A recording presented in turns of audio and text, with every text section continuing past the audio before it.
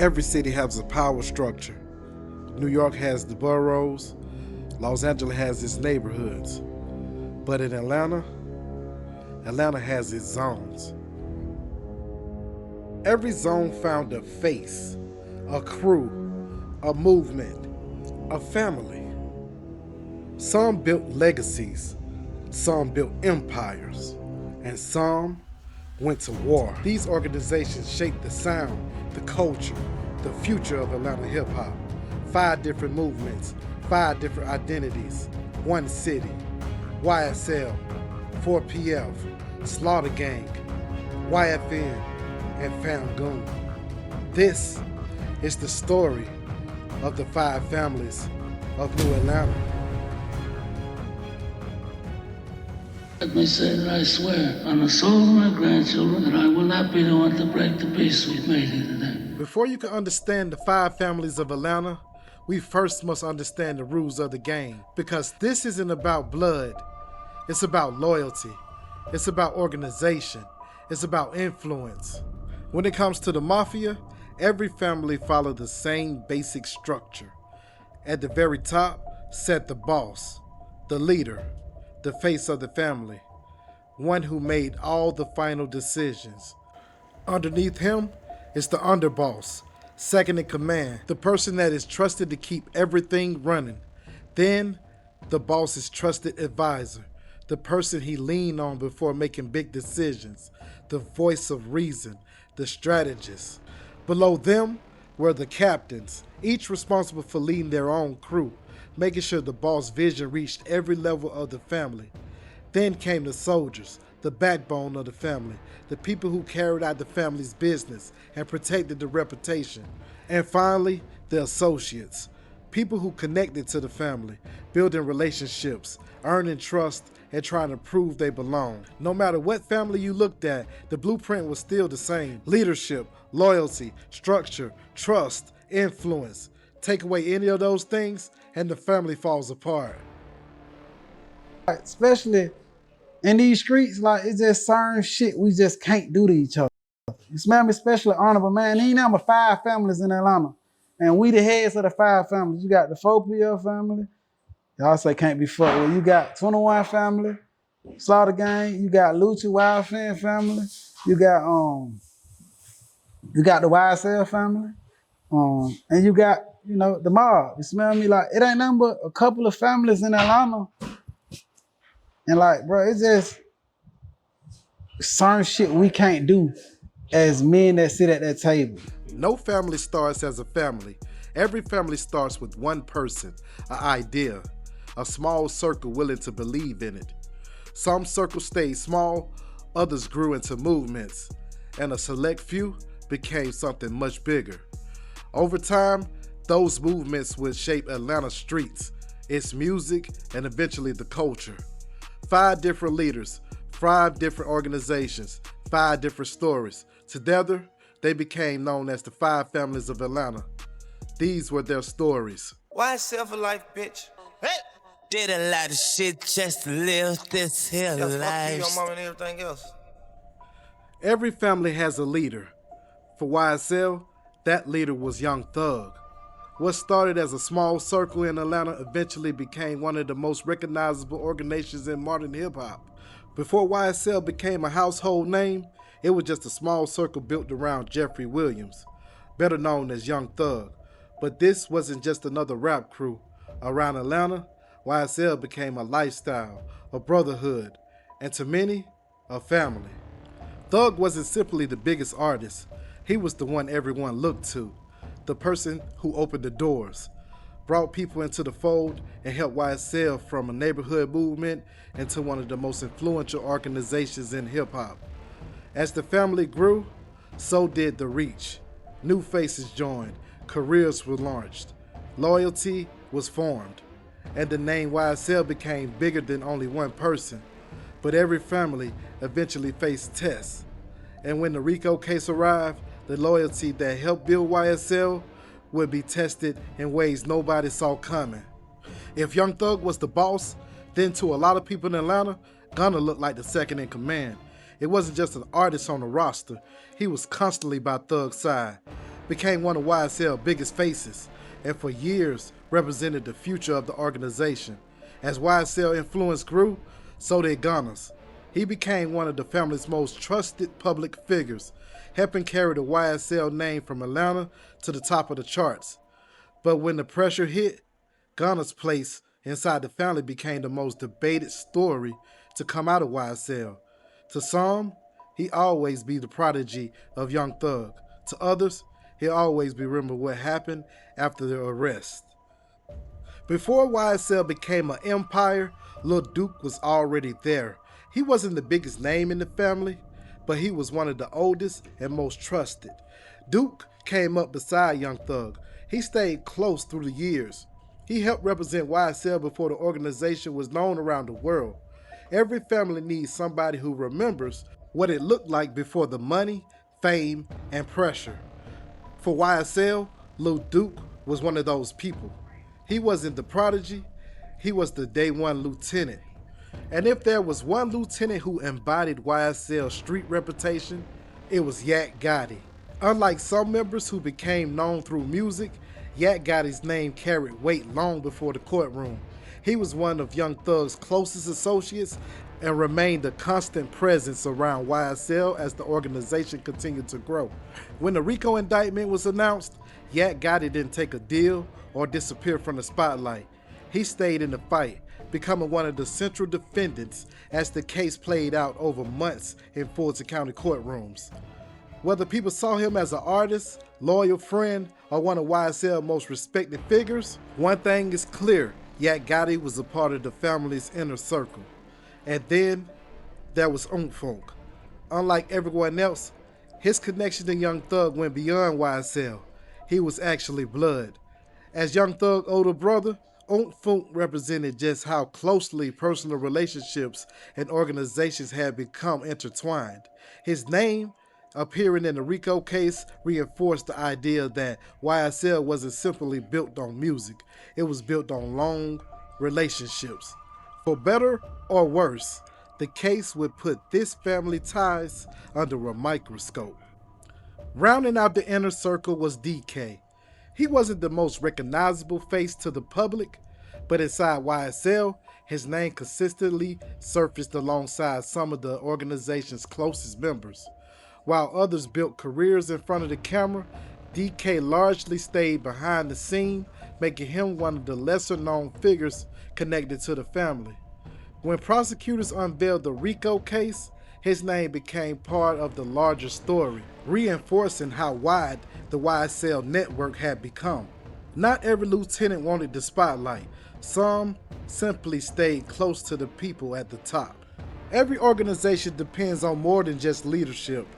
Beneath the boss and the lieutenants were soldiers, members that helped carry out day-to-day operations and represented YSL in a different way.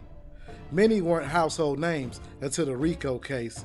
Among them were Shannon Stillwell, Lil Woody, Christian Aperture, and others whose names would eventually become part of one of the biggest criminal cases in Atlanta history.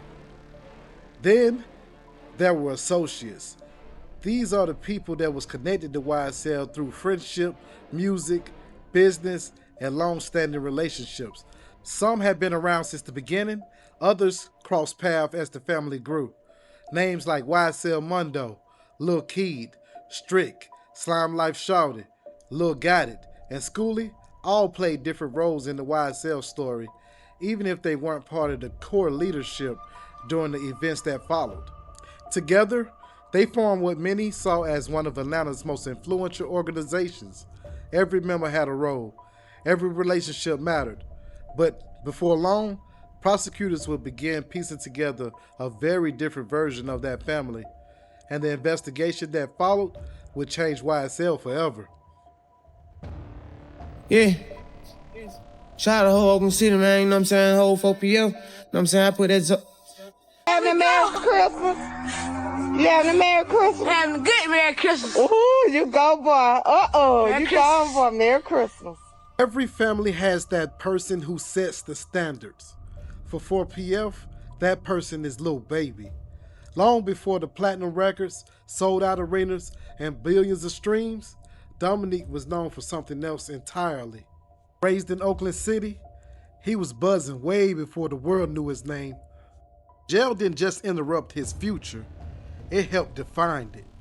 The streets gave him relationships, jail gave him perspective, and together, it laid the foundation what will become 4PF.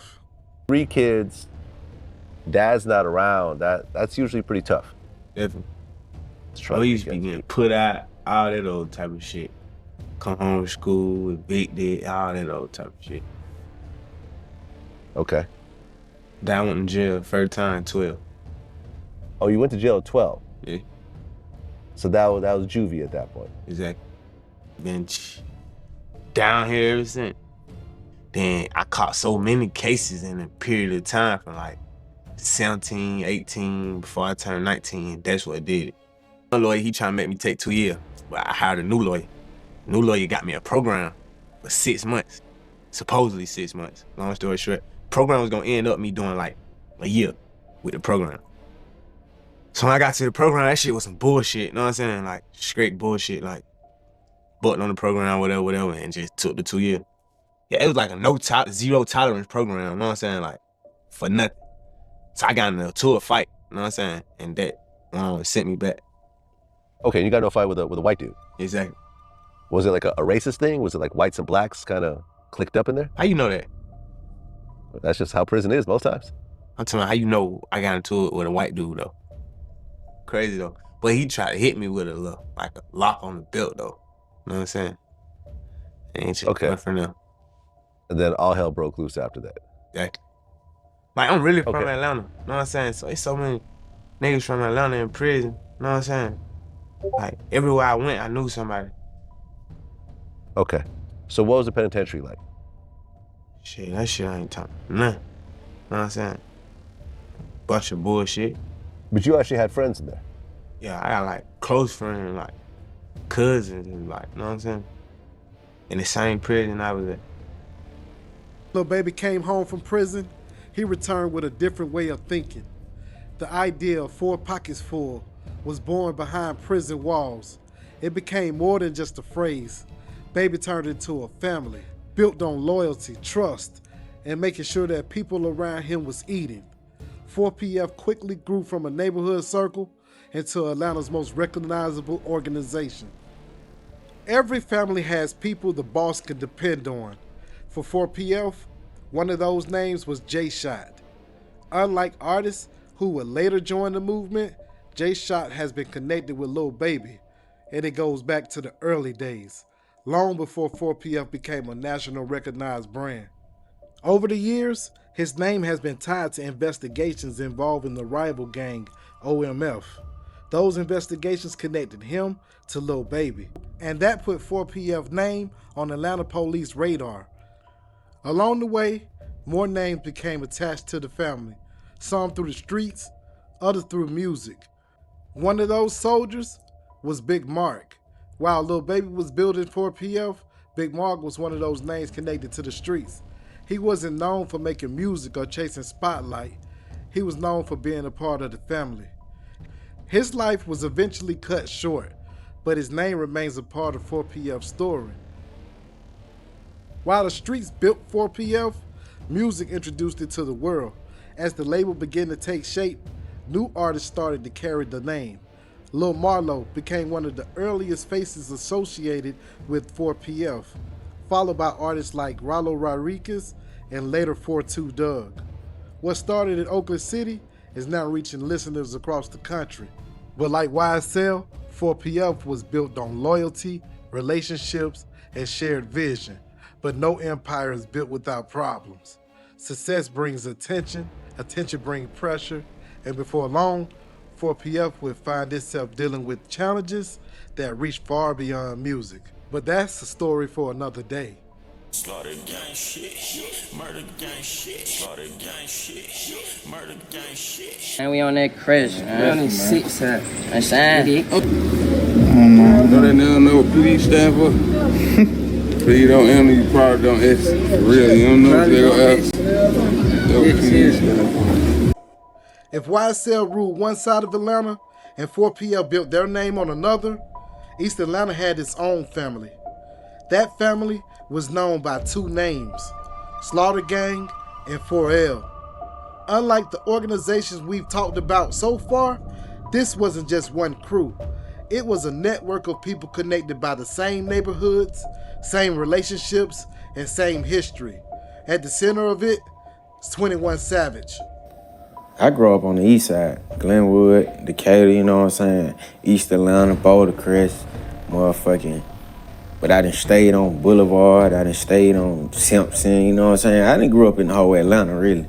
Everybody know me. If you don't, you ain't from this city, you know what I'm saying? So. But 21 Savage wasn't building alone. Right beside him was his cousin, Young Nudie.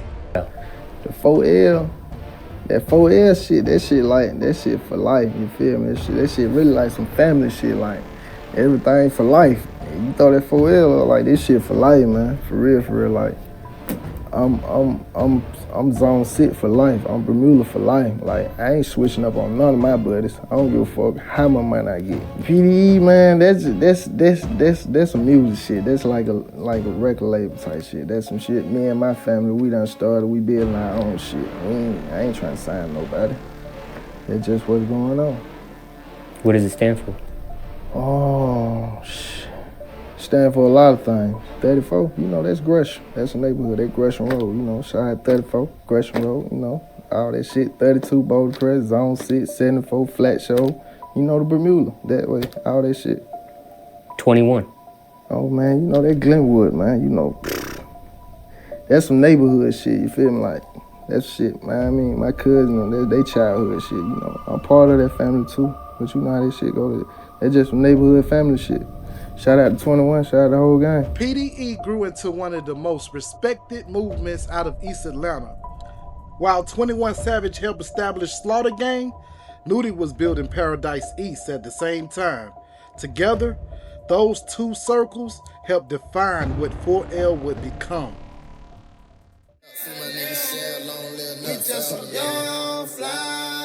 On the same side of Atlanta as YSL was another family, YFN. Rooted on the south side of Atlanta, YFN grew from a neighborhood movement into one of Atlanta's most recognizable rap collectives.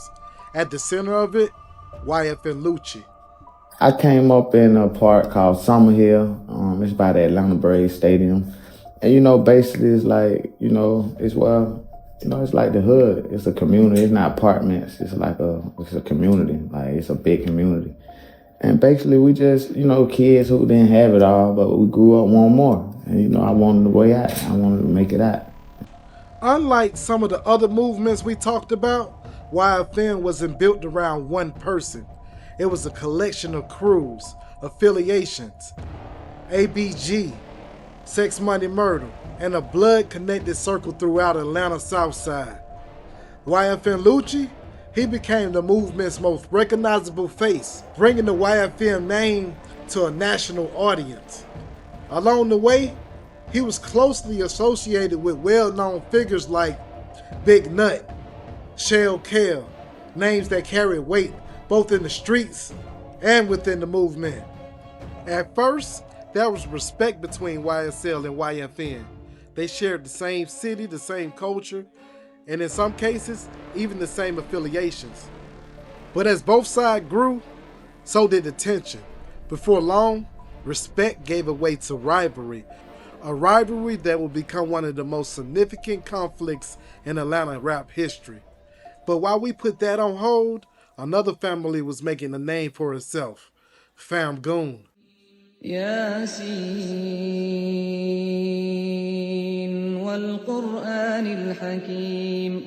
Mr. Dog Food, I been did that, ain't gotta do that again in my life. In the Bluff, on the west side of Atlanta, another family had already made its name. That was FamGoon. Long before Atlanta's new rap movement reached the national spotlight, Rollo had already built the name for himself in the city. His influence stretched beyond the neighborhood, and the people around him carried that same reputation. FamGoon wasn't known for making records. It was known because of his street reputation, and Rollo, he built it.